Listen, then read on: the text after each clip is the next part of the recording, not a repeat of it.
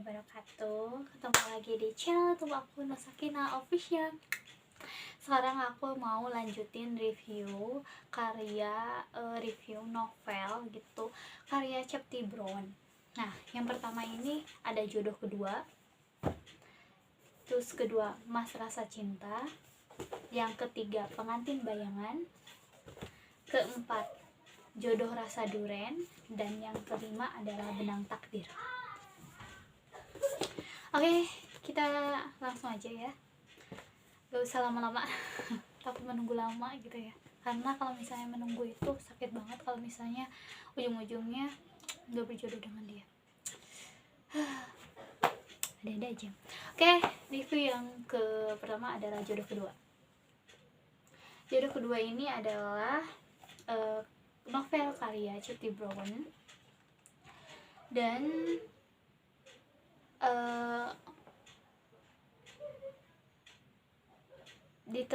diterbitkan oleh Crystal Books. Nah, Jodoh Kedua ini mengisahkan tentang Jodoh Kedua ini adalah versi lain dari novel Turun Ranjang yang sudah terlebih dahulu terbit. Karena antusiasme pembaca makanya dibuatlah Jodoh Kedua yang ceritanya sama alurnya dan karakternya, tapi karena diketik ulang jadi konflik serta adegannya berbeda. Jadi ini Jodoh Kedua tuh dulu tuh pernah Turun Ranjang ya, sequel dari novel Turun Ranjang ya, benar. Jadi yang dulu itu ini tuh bukan namanya Jodoh Kedua tapi Turun Ranjang gitu novelnya, cuman ini versi lain dari Turun Ranjang itu kan udah yang pertama dulu banget gitu. Jadi Mbak Chapty Brown ini dulu banget udah nerbitin yaitu Turun Ranjang, sama sih kayak gini, cuma covernya beda, nggak tahu sama ya. Terus ini ada versi yang keduanya Jodoh Kedua, tapi ceritanya hampir sama mungkin ya.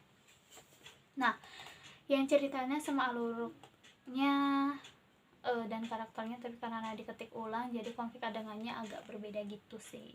Kita kembali diajak untuk kembali membaca kisah antara Kafka dan Rahma. Terima kasih pada semua readers setia Dr. Kafka selama ini, karena kalian novel ini akhirnya ada.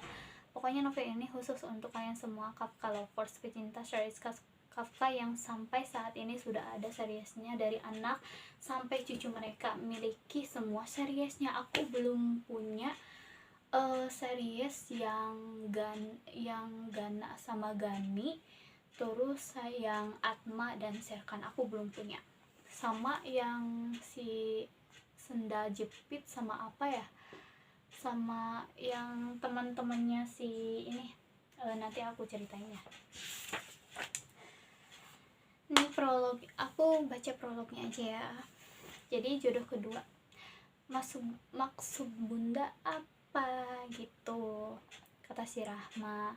Dia tuh si Rahma tuh baru kehilangan kakak kandungnya. Jadi gini ya, jadi Rahma ini mempunyai kakak kandung yang bernama Sofia. Nah, si Sofia inilah yang menikah dengan Kafka, Dokter Kafka. Tapi pas sesudah menikah, ternyata kakaknya itu, almarhum Kak Sofianya ini mengidap suatu penyakit dan susah untuk disembuhkan gitu. Jadi pas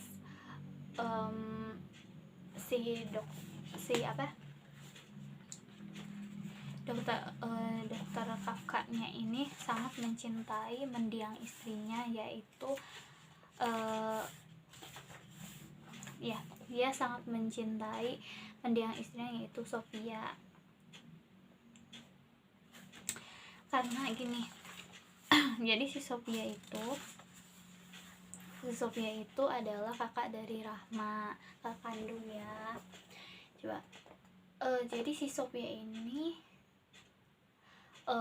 telah berjanji kepada Kafka, berjanjilah Kak kalau kamu akan menikahi Rahma. Jadi si Rahma itu adiknya, dan Sofia tahu kalau yang ada di hatinya dokter Kafka itu adalah si Rahma ini atau si adiknya ini. Jadi dokter Kafka sama Rahma itu dulunya pernah dipertemukan di dalam bus atau bis gitu ya, di kendaraan gitu, dan Dokter Kafka ini jatuh cinta pada pandangan pertama gitu sama si Rahma, sampai si dokter Kafka itu nyari si Rahma itu sampai kemana-mana tapi nggak ketemu gitu. Dan ternyata pas dijodohin, terus si Kafkanya ke rumahnya si Sophia ini mendiangnya sebelum menikah, dan disitulah dia bertemu dengan si Rahma itu. Dan si Rahma itu adalah adik dari calon istrinya sendiri gitu. Berarti kalau bahasa Indonesianya dia si Rahma ini adik iparnya gitu. Oke, next. Jadi si Sophia ini udah tahu ya kalau si dokter Kafka ini suka pada pandangan pertama ya sama si Rahma gitu. Jadi si Sophia menginginkan kalau dokter Kafka ini menikahi adiknya gitu. Jadi si setelah mendiang istrinya meninggal, yaitu Mbak Sophia atau mbaknya, kakaknya Rahma ini, si dokter Kafka itu langsung melamar si dokter Kafka ini langsung melamar Rahma gitu. Dan tapi kaget banget ya, karena si Rahma itu masih shock banget kan, apalagi dia baru ditinggal sama kakak tercintanya yang sangat-sangat dia sayangi gitu. Jadi kaget banget, kok apa-apaan sih gitu, karena kan dari pihak ini si Rahma itu mengagumi seseorang gitu, tapi seseorang itu seperti kayak belum mapan gitu intinya mah. Jadi si Rahmanya itu harus nunggu dia wisuda, dia kerja, baru si laki-laki itu bisa melamar si Rahma. Tapi ketika ada penolakan itu dan juga ada lamaran dari dokter Kafka atau kakak iparnya sendiri, jadi di sana si Rahma itu bingung harus gimana ya, bingung juga kayak juga gitu. Kalau misalnya aku di satu sisi kayak gitu, bukan kaget lagi, shock banget ya, kepikiran banget gitu, apalagi udah baru saja ditinggal oleh kakak tersayangnya. Oke, nah Kafka melamar kamu untuk jadi istrinya, ini wasiat dari mendiang Sophia. Bun, tapi Rahma kan masih harus menyelesaikan kuliah, lagi pula Rahma mencinta, Rahma tidak ingin berpacaran karena bulan ini Mahesa lulus kuliah. Nah, jadi laki-laki yang Rahma sukai itu Mahesa, begitu Mahesa menyukai si Rahma, tapi mereka tidak dalam ikatan pacaran karena pacaran itu dosa. Terus dan si Mahesa ini kalau lulus kuliah dia akan langsung bekerja di perusahaan keluarganya, dan dia berjanji juga untuk setelahnya akan melamar si Rahma ini. Tapi Rahma mencintai Mahesa gitu, jawabannya si Rahma, kata si Rahma. Terus bundanya ini menghela nafas, tapi ini semua keinginan Sophia, bunda nggak ingin mengecewakan kakak kamu gitu. Lagian Kafka itu pria baik dan hidup kamu pasti terjamin. Kamu bisa lihat kan Sophia bahagia hidup dengan Kafka, kamu juga pasti bisa gitu. Bun, apa nggak ada jalan lain?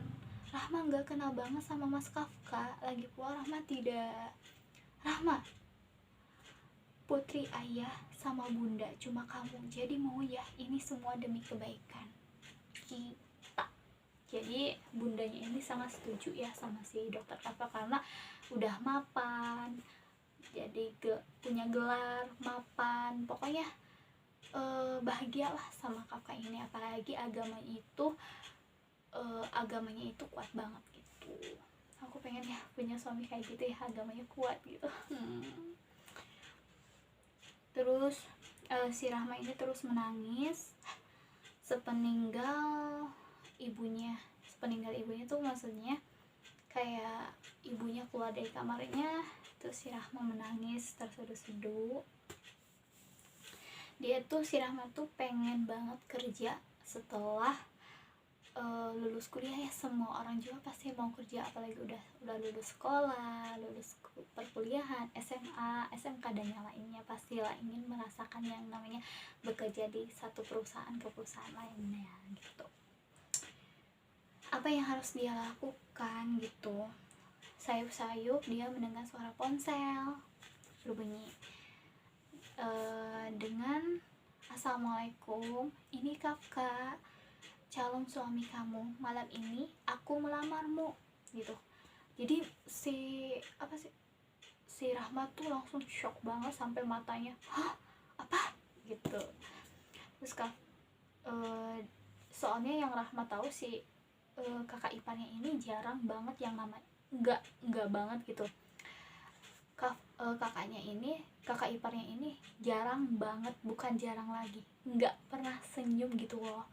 Jadi kayak kesannya dingin gitu tuh sifatnya gitu, pendiam lah kalau bahasanya. Jadi kalau misalnya bicara tuh cuman oh iya itu dan dia akan selalu canggung kalau misalnya berhadapan dengan kakak. Oke, next. Kata Rahma, "Mas, aku nggak mau. Mas kan mencintai Mbak Sophia, bukan aku," gitu. Mas, aku nggak mau. Mas kan mencintai Mbak Sophia, bukan aku gitu.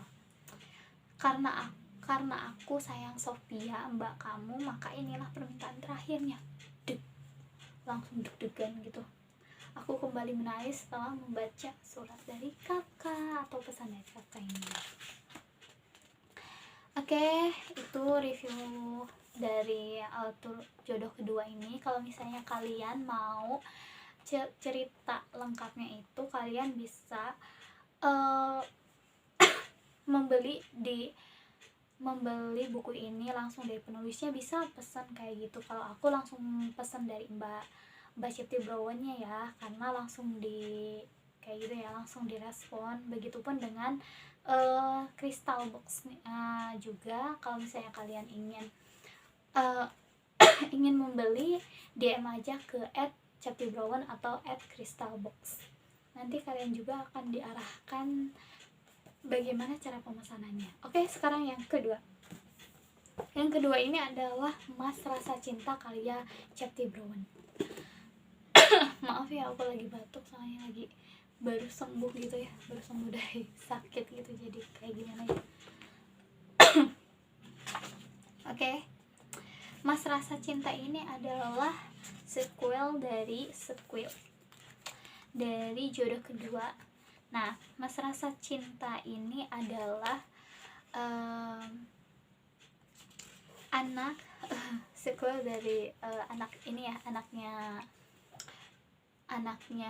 Dokter Kakak dan anak ketiga atau bungsu dari Dokter Kakak dan juga Rahma. Nah, ini juga dokter, tapi dokternya itu dokter kucing, dokter hewan gitu ya. Aku nggak suka kucing gitu, gitu ya. Emang sih kucing itu peliharaan, tapi kalau aku emang nggak suka kucing. Aku daripada aku sukanya kelinci, imut gimana gitu guys. Oke. Back to the topic. Kita akan baca prolognya doang ya. Prolog sama epilognya enggak ya, prolognya doang. Jadi, menatap lembayung senja yang menghiasi langit, semburat kuningnya tampak bagus di lensa. Jadi si Caca ini fotografer gitu. Nah, seorang wanita sedang asik dengan kamera SLR-nya. Cekrek. Wah, cekrek. Namanya fotografer ya, sehari enggak cekrek tuh kayak gak ada kerjaannya. Aduh, males gitu. Kok kayak nggak ada ide gitu. Oke. Dicariin juga gitu. Panggilan itu mengagetkan Caca. Astagfirullahaladzim gitu. Membuat dia akhirnya menurunkan kameranya. Gak diganggu. Aduh, kesel banget kali ya diganggu. Tapi ini udah kesel banget karena yang ganggunya itu kakaknya sendiri, yaitu Alvin. Gangguin aja sih Kak Alvin, udah tahu Caca itu nggak boleh diganggu kalau sedang asik kayak gini gitu. Ia mengucapkan bibir cemberut gitu ya, apalagi kalau ya semua orang juga kalau misalnya diganggu lagi keasikan apa pasti cemberut sama kayak aku. Oke, next. Pria yang sangat mirip dengannya hanya postur tubuhnya saja yang tinggi itu, karena Caca itu pendek seperti bundanya gitu. Nah kalau misalnya Alfi ini seperti kakaknya, seperti ayahnya yang tinggi gitu. Apaan sih kak gitu, kebiasaan deh, ini pipi Caca udah gak kayak bapau lagi loh gitu. Jadi si Alvin ini mempunyai kebiasaan yaitu mencubit pipi ya si Caca kan. Caca di sini tuh dia tuh apa sih, pipinya gembil.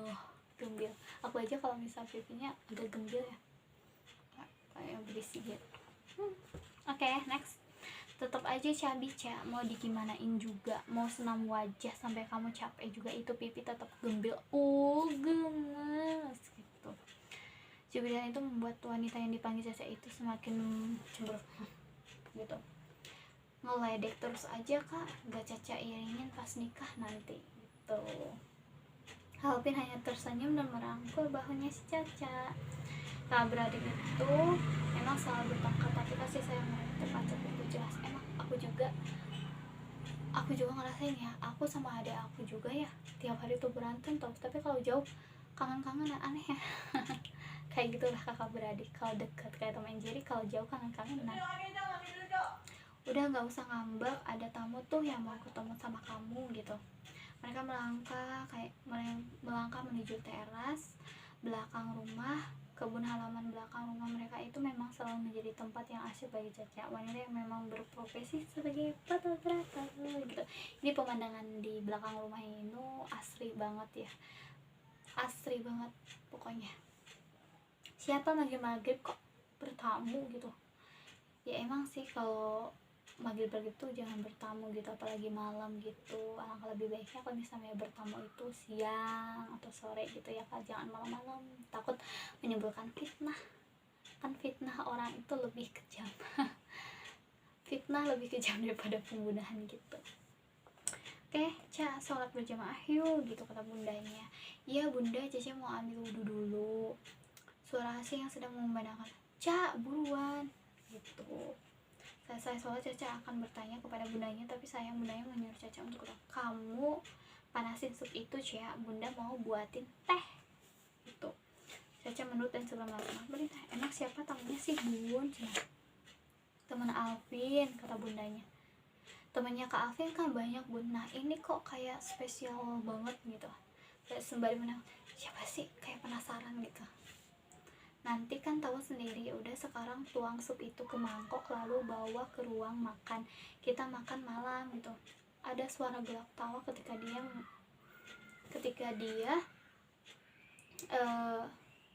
dia memasuki ruang tamu. Tirai penghalang disibakan sama dia dan Caca dengan pelan mengikuti langkah bundanya. Saat itulah dia melihat sosok pria itu lagi. Ca, cepetan keburu lapar ini gitu kata kakaknya. Caca ditegur kayak gitu, Caca cemberut ya kesel banget gitu ya. Terus halo Keisha Putri, terus kata Caca langsung meletakkan mangkuk ke atas meja, tapi matanya masih tetap menatap pria yang kini tengah tersenyum kepadanya dan menyapanya itu. Cak, kenapa bu? Hah, itu siapa? Ganteng banget gitu. Nah, terus maaf ya, mata aku emang belok gitu ya. Gitu ya. Cak, kenapa bengong? Ini kan Kenan, kamu lupa gitu kata ayahnya. Kenan, pria yang selalu Caca sebel sama Kak Ken, sukanya comelin pipi Caca. Ih cici, pipi Caca jadi basah gitu. Itu kenangan waktu kecil ya. Habisnya pipi kamu tuh kayak wow, gemesin tuh aku merah. Tuh ada merah-merahnya juga di pipinya ada. Terus Kak Kenan jahat. Caca sebel. Kalau gitu makin gemesin deh gitu. Sakit Kak Ken, udah cium pakai cubit-cubit, kalau pipi Caca bolong Kak Ken tanggung jawab gitu. Wih, ini banget ya, lucu banget. Dih, ngambek Kak Ken, beliin permen deh. Enggak mau. Gitu. Oi Ca, malah bengong. Kaget ya Mas Kenan udah ganteng gini. Cirukannya itu membuat si Caca itu tersadar dari ingatan masa kecilnya gitu. Lalu beralih ke arah Kenan. Mas Kenan, iya, aku Kenan. Apa kabar Caca? Pipi kamu tetap gembil ya? Gitu. Baru pertama kali lihat aja udah ngatain kayak gitu ya, sebel ya. Bukan Caca aja ngerasain, aku juga kayak gitu, punya kakakku kayak gitu ya. Aku suka disebut gembil, suka disebut manja gitu sama kakak aku sendiri gitu, kakak sepupu sih. Jadi udah amat. Tapi kadang suka kesel aja gitu.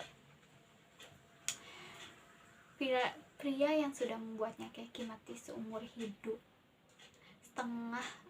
keki setengah mati seumur hidupnya. Pria yang mencuri ciuman pertama di pipinya waktu kecil saat berumur 5 tahun. Pria yang entah sejak kapan membuat dirinya berbunga dan sekaligus membuatnya kesal, bukan kesal lagi, pengen nyubitin gitu ya. Saksikan lama dan bertemu, akhirnya dia udah berlakang. Mas Dokter Kenan, tepatnya ya Ken, gitu kata kakak, celutukan kakaknya ini. Si Caca ini langsung mengangguk. Si Caca ini kembali menatap Kenan, dan Caca itu melihat senyum yang dulu terlihat jahil sekarang kayak beda gitu ya. Beda banget gitu. Apa sih, cuma dokter hewan ini bisa disebut penyayang hewan aja gitu, kata si Caca ketika dia sudah duduk. Kenan ini sudah menjadi lama sekali mereka tidak bertemu. Kenan pindah ke Jogja sejak umur Caca masih 10 tahun. Dan Kenan 15 tahun, berarti Caca selisihnya itu 5 tahun ya, berarti Kenan lebih tua. Sekarang Caca udah 24, artinya 14 tahun mereka tidak bertemu. Sosok yang membuatnya kesal ini telah berubah menjadi sosok yang begitu tampan. Ken praktek di Jogja gitu. Pertanyaan ayahnya Caca kembali menatap Kenan yang sekarang sedang menyesap teh hangat. Ini baru pindah ke sini lagi om, buka pet shop sekaligus klinik di sini. Nemenin ayah sama bunda, Mbak Ani sama bapaknya kan udah sama suaminya masing-masing. Jadi kan yang di sini. Caca yang tidak percaya dengan kenyataan ini, akhirnya Kenan ada di sini, di kota kelahirannya dan tempat tinggalnya selama 24 tahun ini. Bisakah dia menghadapi Kenan yang berubah menjadi sosok impiannya selama ini? Wow. Jadi si Caca ini bimbang di sana ya. Udah tahu kan? Jadi kalau misalnya kalian pengen cara ringkas ini ya, pengen baca sampai tamatnya azannya Allah Akbar sampai tamatnya, kalian bisa